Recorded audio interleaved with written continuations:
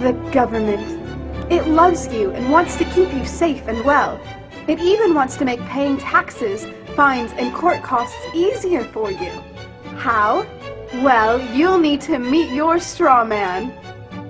He was born the same day you were. He looks like you, has the same name, and lives in your house, but you never knew he existed. You will have even paid his parking tickets or taxes.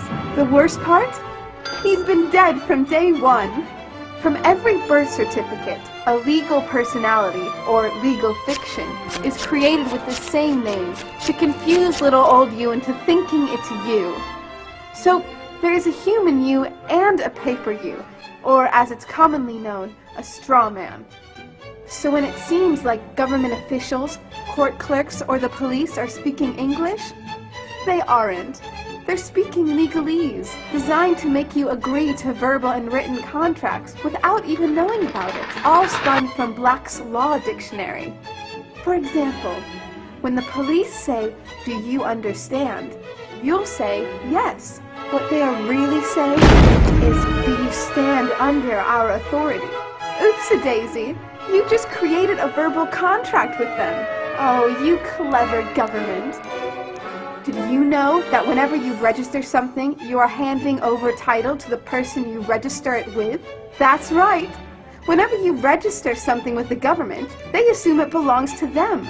Registered your car? Super! Now you are the registered keeper of your vehicle, and the government can crush it when you don't pay your, straw man's taxes. Expecting a new bundle of joy? Well then you need to register your little darling with a birth certificate.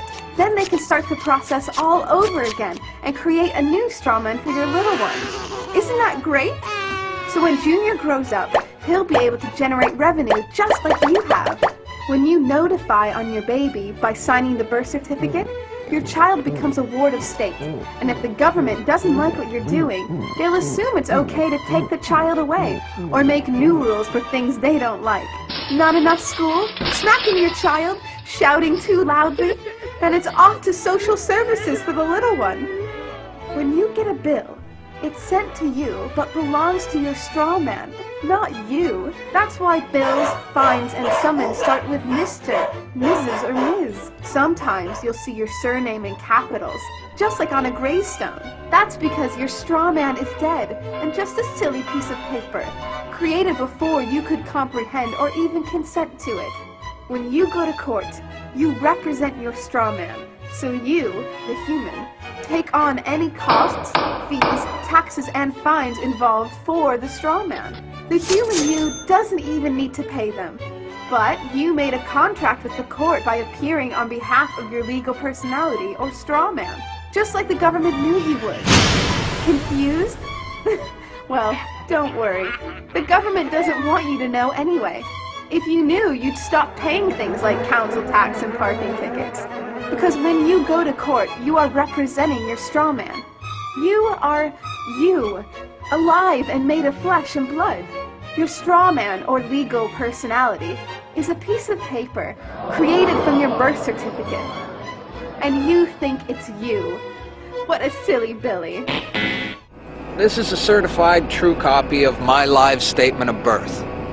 You can get this by applying for it at the Registrar General. They'll give it to you. And it's very interesting because this is where it all began. This is the foundation document. All identification is generated from this document. And so if the foundation document is no good, anything that's made from it is no good. That means driver's licenses, health cards, everything. Now what they did here, this is exactly what he meant when he said, soon every American will be required to register their biological property. Now your parents didn't realize what they were doing when they filled this out, and these didn't exist before 1933. Birth records were recorded in scripture, and these only came into being in 1933 when they hatched this plan. They created a corporate fiction with a name just like yours. In doing this, they registered and monetized the spirit and soul of a living being. This denotes ownership. And when your parents were tricked into filling this out, they allowed your spirit and your soul to be monetized. And futures were sold on you. Spirit and soul. Now, this is my birth certificate. This is actually a share. See this red number? This A, I'm born in Canada, this is a Class A share. Now, this is called a CUSIP number. And all securities require a CUSIP number. And that's what this is. And you are held as collateral to secure the debt which our government owes to international bankers. So you and me and all these people here are actually collateral. And we don't even own our lives. We are chattel. And we believe we're free. I made an application to the Registrar General and I got my original social insurance application. Now before they sent it to me, they put a little piece of paper over this before they photocopied it. Because my friend has his and they didn't block this out. And when you hold it up, you see Bank of Canada. It is said that the best slaves are the ones who don't know that they're enslaved. And we all have invisible chains on us and we don't know it. What truth? That you are a slave here. Like everyone else, you were born into bondage. Born into a prison that you cannot smell or taste or touch. A prison for your mind. We're talking about big bucks. We're not talking about hundreds of millions or even hundreds of billions now. We're talking about trillions of dollars.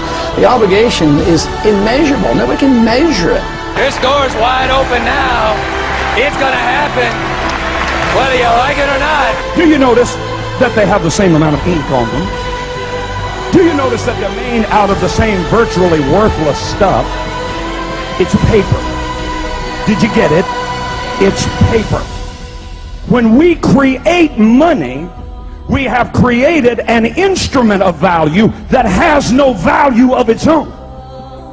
And it's just as expensive or inexpensive to print the 20 as it is to print the 1.